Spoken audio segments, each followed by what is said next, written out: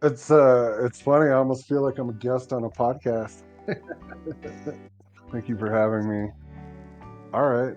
So I'm gonna start with this one off the top. This is one I wrote back in like 2005, and it's one of my favorite poems of all time. And it goes like this. From the depths of hell, it's hot here on earth, fighting trials and tribulations toward death from our birth.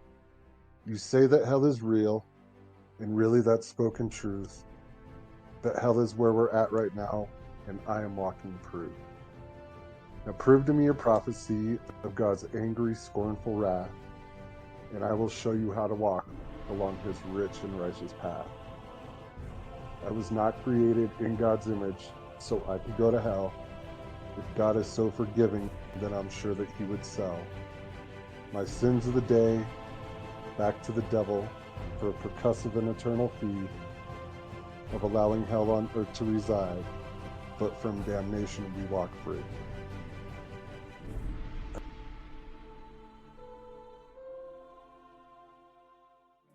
All right, let's do dual state of mind.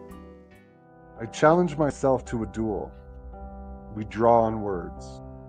Like pistols shooting blank promises yet again, let's begin to dissect the direct dialect detected. Depressed and detached is the state of mind I find.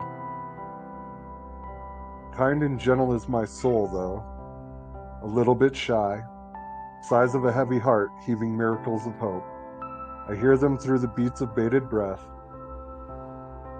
just wishing upon a star for my piece of peace. In my mind, I often find the displaced thoughts. I'm caught in my own minefield of confusion. Delusions of grandeur explode a fast, false pride, with the confidence and swagger of a true king. I'm a lion with my head held high, but I'm lying to myself if I think I can beat myself in a duel. I'll just shoot myself in the foot and my mouth, for the duality of this man hinges on emotion. Yeah, I'm really pumped about this. This is cool. I'm excited to see where this goes and see what you can do with it. Because I feel like what gets lost in poetry a lot is poets can be very condescending at time, kind of closed minded. It's a closed off group, and they don't even necessarily want other poets to be a part of it. They have an idea of how poetry should be written, too wordy or too long, which I absolutely disagree with. Art is art, and it doesn't matter how you do it. It's what you feel inside that matters. And to be able to express it through words or through painting or drawing or music, I mean, it's all art. All right. So this one is called Boy Meets Girl. And a little backstory on this one. I actually just wrote this about 2 weeks ago, and I'm slowly getting involved with a girl I fell in love with 30 years ago. She was the first girl I took to a high school dance, and we've been best friends for the longest time. And now things are just kind of coming together. And so I wrote this for her. It's called Boy Meets Girl. Deep into the night, her eyes haunt my dreams. She seems to see I'm lost in love, and at a loss for the words she speaks through her touch. I can hear echoing in my tender heart as I tend her. Every need, she'd never be afraid to speak free. Her silence isn't golden in our forever existence.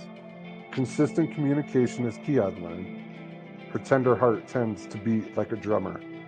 Boy in love with girl is such a cliche story told. Man who's loved this woman forever is a classic.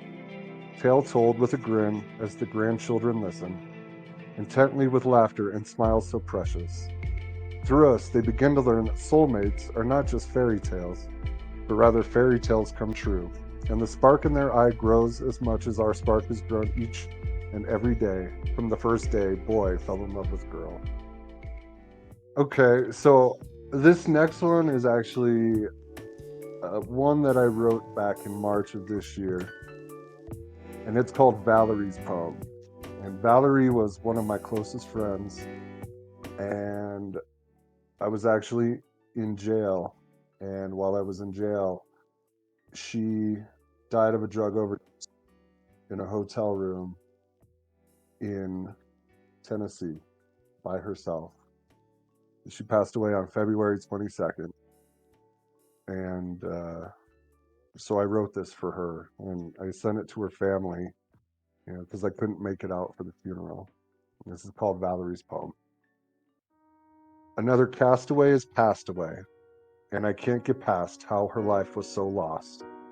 She was lost in a life of addiction until her life was lost. The cost she paid was too great.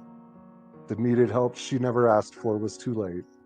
She felt as she died, all alone. A lone soul is all she wanted to relate. To create a friendship, a kinship, a relationship. Now that ship has sailed on so many tears, from so many peers who tried to build piers so they could bridge a bond and ease her fears. Fear not though my best, as you're laid to rest, forever lay peaceful and rest in peace. The most beautiful pieces of who you are and were will be carried with a heavy heart, a warm smile, and a light soul to brighten the path for others. To tell you the truth, I struggled with addiction for the last few years, and she's part of the reason I've come out of it. And a little bit about me, I went to jail and I got my head on straight. I came out, I got a scholarship to go to school. It'll be 6 months next Wednesday that I've been clean and sober. I found my way back to my family and to my daughter. Each day just keeps getting a little bit better, and I'm grateful for sure. Don't judge my jury. The jury is out on my journey through this life. Judging by the way I've been judged by 12, noon in the noose can't come soon enough to satisfy those who hang on my every word. Take a guess, hangman, nothing more reveals less than a shadow of doubt cast upon I who revels in the gavel's bang. I'm guilty of being innocent, and still I throw myself at the mercy of the court. I grovel and plead my case. Please, you've got the right man. I should be held responsible. I should be held to a higher standard in this high court of reason. I don't object, Your Honor. Objection overruled. My objective is subjective. If the facts are, I'm right. But what's left after I've left the laws of life on the table and taken the plea deal of a lifetime so I can go home? Court is adjourned. This case is closed. And it's funny, I have years and years and years worth of material that I have scribbled on pads and papers, and I've got flash drives just loaded with poetry, song lyrics, and everything I'm reading to you is actually relatively new, except that first one that I read. That one I wrote back in 2006. I want to say I was raising my daughter. We were staying in this little one-bedroom apartment in Arvada, Colorado, and it was about 1 in the morning. I was stressed out, and she was only 2 or 3 at the time. And I wrote, and it's funny. I've always used writing and poetry as a release of depression, anger, sadness. It's always kind of what I write is reflective of my mood, which I think is true for a lot of artists, especially writers. This one is called Read It and Weep. My life is an open book, and I'm not done. Reading into my life too much for none. To see my flaws, I'm a closed book to that. And you thought you could read me like an open book, just sitting unread. Black and white, and red has me seeing red this time around. The sound of your voice jumping from the page, narrating my love for you so unfair with rage. It's a page turner and a barn burner, but baby, who burned who? I only question you and your motives as we reach this anticlimactic climax of our lives. We've peaked, and I speak only truth. Our non-fictional life was nothing more but lies.